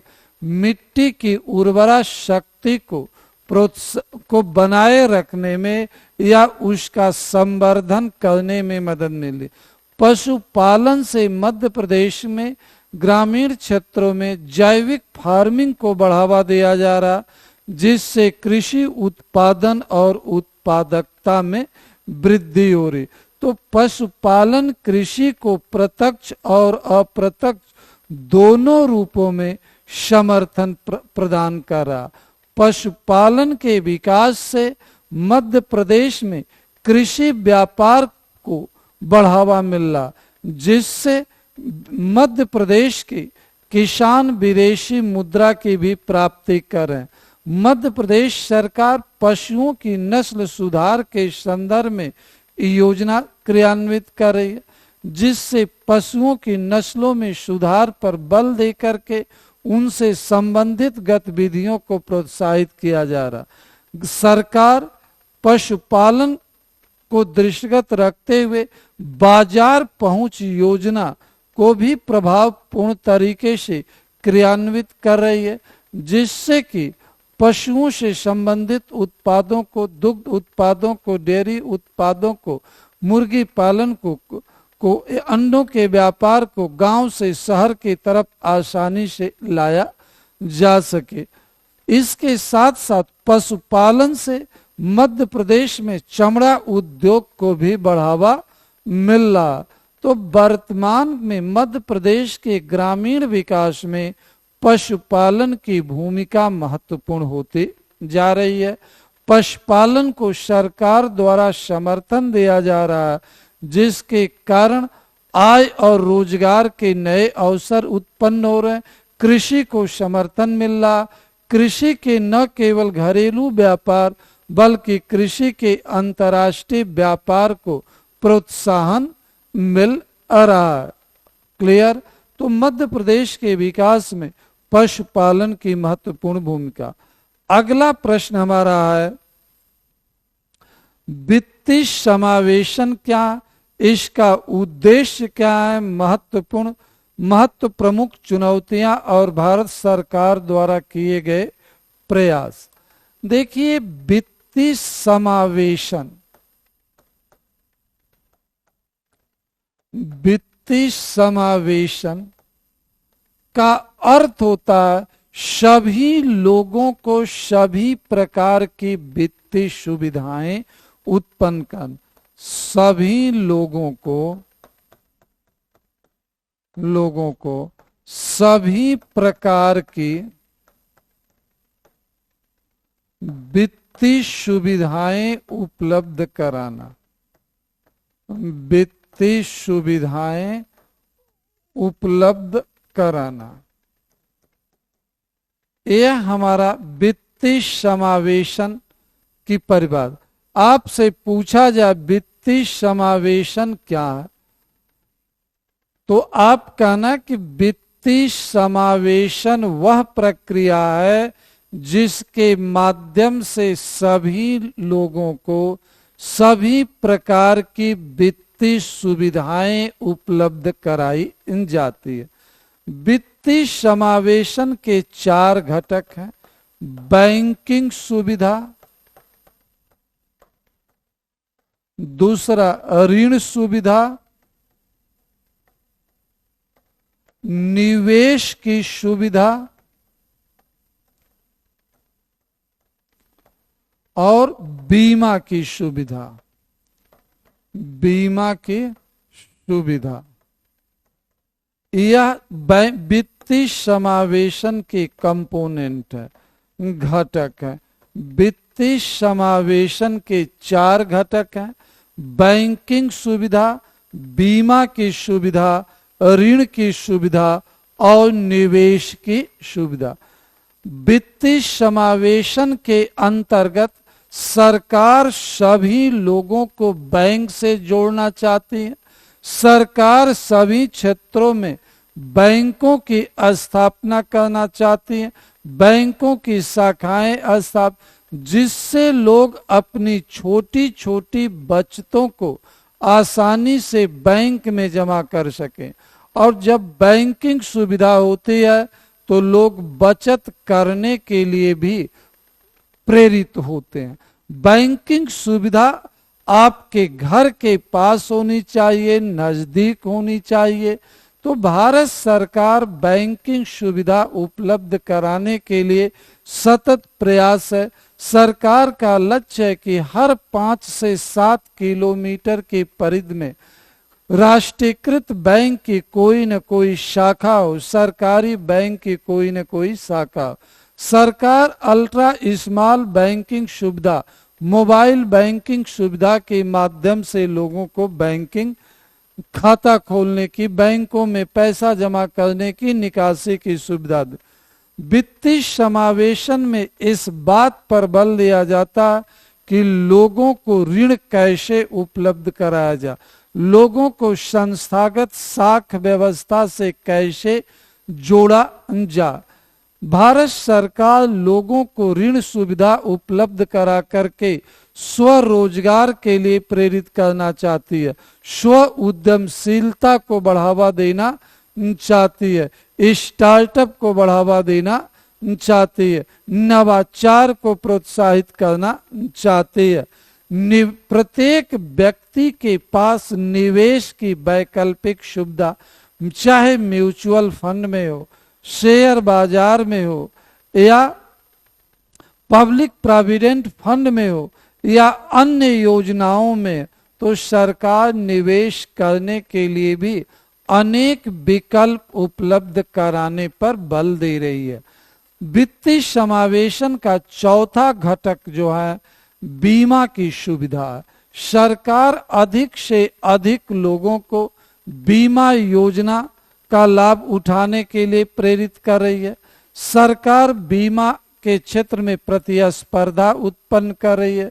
सरकार जीवन बीमा के साथ साथ सामान्य बीमा, कृषि बीमा को प्रोत्साहित कर रही है, जिससे कि भविष्य के संदर्भ में उनको आर्थिक सुरक्षा प्राप्त हो सके। भविष्य के संदर्भ में उनको सभी प्रकार की सुरक्षा प्राप्त हो सके। भविष्य अनिश्चित होता है, इसलिए बीमा के माध्यम से हम लोगों को आर्थिक सुरक्षा उपलब्ध कराने पर बल देते हैं। तो वित्तीय समावेशन के माध्यम से सरकार समावेशी विकास के लक्ष्य को प्राप्त करना चाहती है। तो जो प्रश्न में हमारा पहला पॉइंट था कि वित्तीय समावेशन क्या है, वित्तीय समावेशन क्या है और वित्तीय समावेशन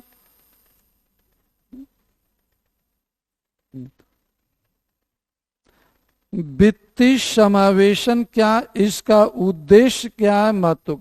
वित्तीय समावेशन वह प्रक्रिया जिसके माध्यम से सभी लोगों को सभी प्रकार की वित्तीय सुविधाएं उपलब्ध कराई जाती है।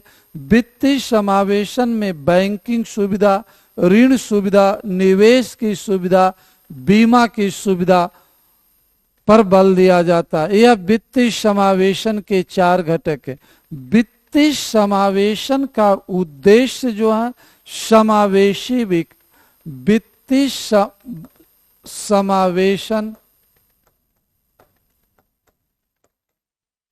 समावेशन का जो उद्देश्य मुख्य रूप से बताया जाता है, उद्देश्य लोगों को आत्मनिर्भर बनाना, लोगों को आत्मनिर्भर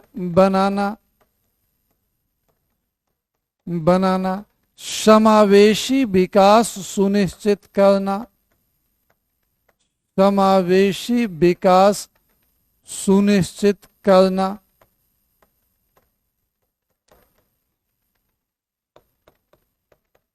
सभी लोगों को संस्थागत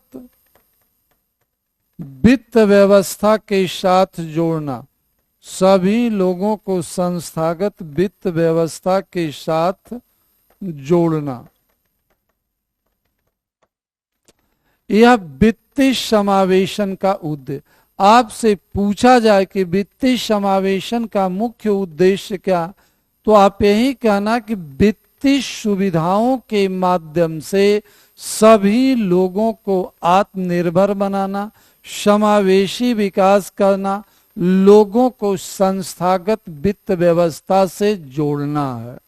तो वित्तीय समावेशन के माध्यम से हम लोगों के जीवन स्तर में सुधार लाना चाहते हैं। वित्तीय समावेशन के माध्यम से हम एम्प्लॉयमेंट क्रिएट करना चाहते हैं। वित्तीय समावेशन के उद्देश्यों में गरीबी और बेरोजगारी की समस्या का समाधान खोजना भी सम्मिलित है। बेरोजगारी की समस्या का समाधान खोजना भी वित्तीय समावेशन का उद्देश्य है।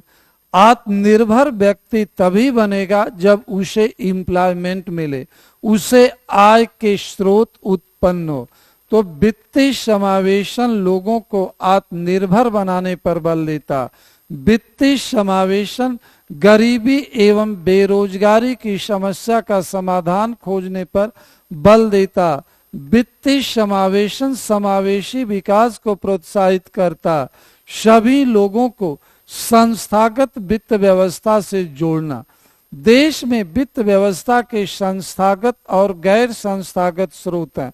लोग आवश्यकता पड़ने पर साहूकार, महाजन इत्यादि से ऋण लेते हैं जो उनके द्वारा शोषण करते हैं। तो सरकार चाहती है कि लोग संस्थागत वित्त व्यवस्था से जुड़े। इसको ध्यान में रख करके जो है वित्तीय समावेशन, तो वर्तमान में वित्तीय समावेशन का महत्व काफी अधिक है।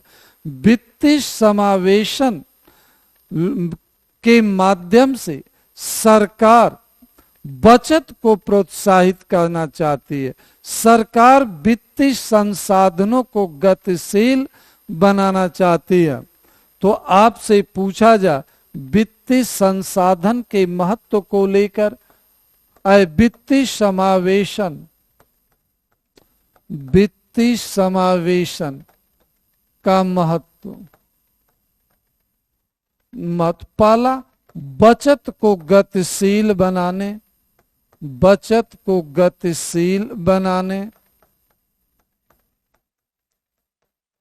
बनाने। दूसरा पूंजी निर्माण करने, पूंजी निर्माण हेतु। तीसरा भविष्य की आर्थिक सुरक्षा सुनिश्चित करने हेतु, आर्थिक सुरक्षा हेतु।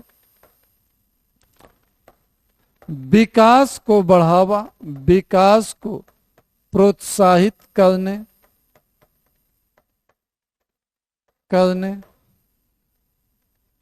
पांचवा सामाजिक आर्थिक न्याय सुनिश्चित करने, सामाजिक आर्थिक न्याय सुनिश्चित करने। यह वित्तीय समावेशन के महत्व है कि बचत को गतिशील कैसे बनाया जाए, पूंजी निर्माण को कैसे प्रोत्साहित। जब लोगों की छोटी छोटी बचतें होती हैं, वह बैंक में जमा करते हैं, उनको रिटर्न मिलता है, तो पूंजी निर्माण होता। बैंकों में छोटी छोटी जो जमाएं होती हैं, वह एकत्र होकर के आर्थिक गतिविधियों के लिए, औद्योगिकीकरण के लिए बड़े पूंजी के रूप में काम आती है। फिर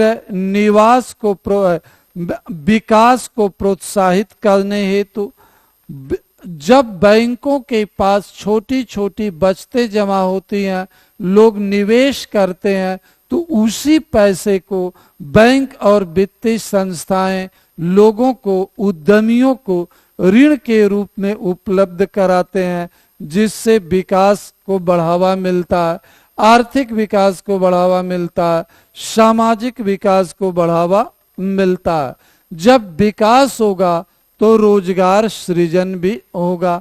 तो वित्तीय समावेशन रोजगार सृजन के दृष्टिकोण से भी महत्वपूर्ण है, रोजगार सृजन के दृष्टिकोण से भी महत्वपूर्ण है। तो अभी हमने आपको बताया वित्तीय समावेशन के महत्व को बताया। वित्तीय समावेशन के रास्तों में चुनौतियां, वित्तीय समावेशन के रास्ते में चुनौती।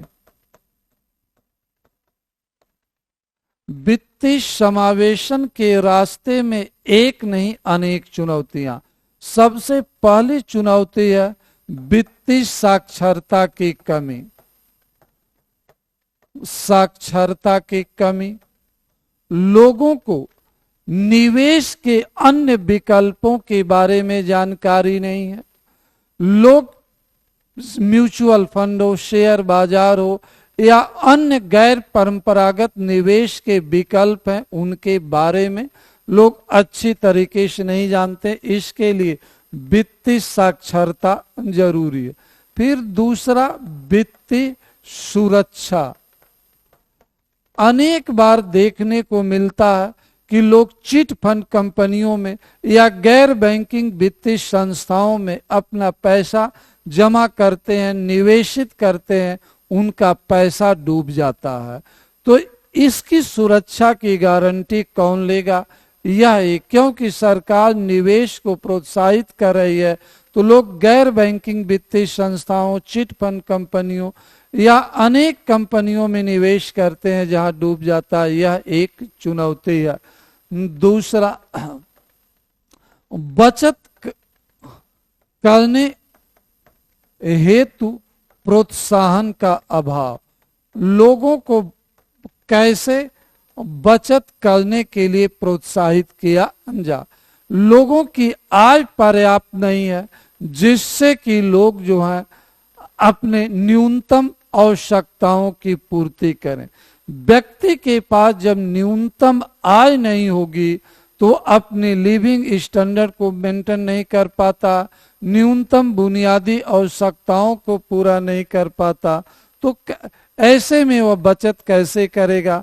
बचत करने हेतु प्रोत्साहन का अभाव। चौथा पॉइंट है कैश रखने की लोगों की आदत, कैश रखने की प्रवृत्ति। आज भी भारतीय समाज में लोग नकदी रखना अधिक पसंद करते हैं। नकदी रखने की पसंदगी के कारण वित्तीय गतिशीलता या पूंजी की गतिशीलता को बढ़ावा नहीं मिल पाता, यह चुनौती है। पांचवा, सरकारी योजनाओं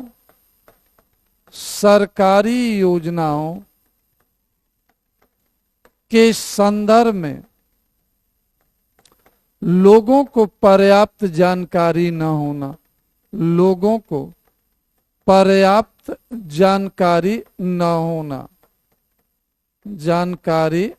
होना, इसके कारण भी वित्तीय समावेशन के रास्तों में चुनौती उत्पन्न हो रही है।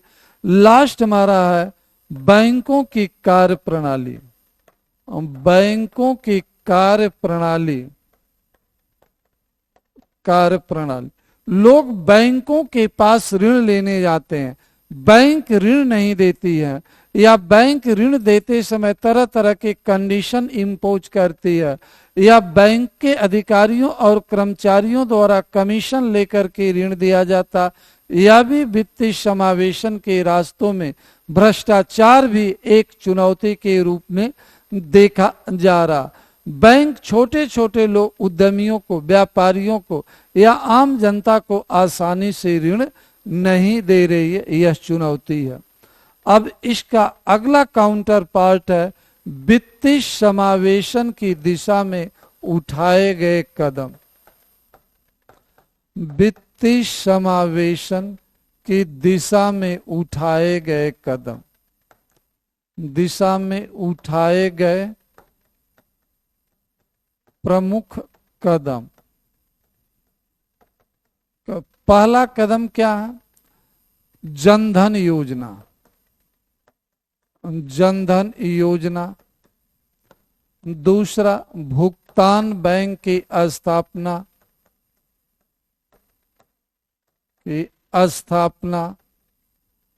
तीसरा, लघु वित्त बैंक की स्थापना, बैंकों की स्थापना। चौथा, मुद्रा योजना।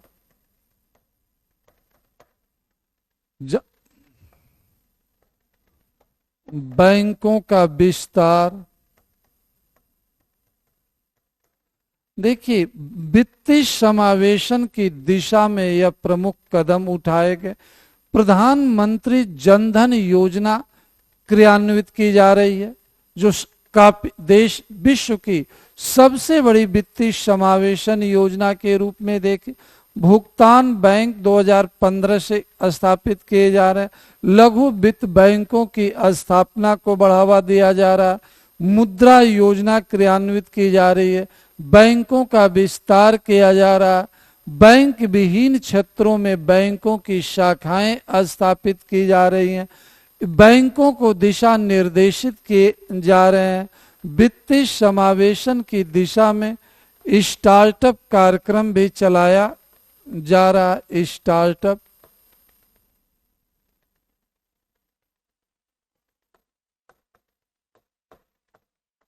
स्टार्टअप कार्यक्रम भी वित्तीय समावेशन के लिए। सरकार रियायती दर पर ऋण उपलब्ध करा रही है। महिला उद्यमशीलता को बढ़ावा दे रही है। स्वयं सहायता समूहों के माध्यम से ऋण उपलब्ध कराए जा रहे हैं। तो वर्तमान में सरकार वित्तीय समावेशन को लगातार प्रोत्साहित कर रही है और लगातार नए नए कदम उठा रही है। अब हमारा लास्ट क्वेश्चन है,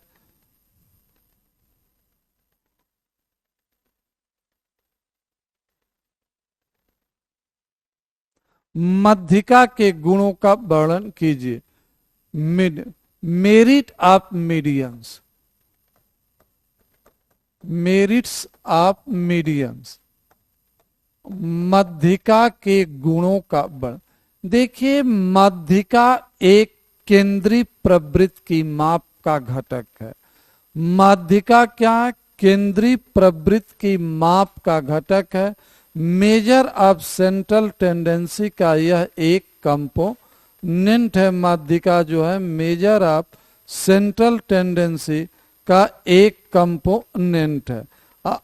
मेजर ऑफ सेंट्रल टेंडेंसी में मुख्य रूप से माध्य, माध्यिका और बहुलक का अध्ययन किया जाता है। तो माध्यिका किसी भी समंक माला के बीच में पड़ने वाला पद होता है। जब समंक माला को असेंडिंग या डिसेंडिंग ऑर्डर में अरेंज किया जाता है, तब जो हमें माध्य मिलता है वह माध्यिका कहलाती है। सामान्य तौर किसी भी समंक माला के पदों को अवरोही या आरोही क्रम में व्यवस्थित किया जाता है तो बीच में पड़ने वाले मूल्य को माध्यिका कहा जाता है। माध्यिका जो होती है समंक माला का माध्यम। पहला गुण क्या है? माध्यिका समंक माला का माध्यमान होती है, माध्यमान होती है, अर्थात यह समंक माला का एक औसत मूल्य होती है।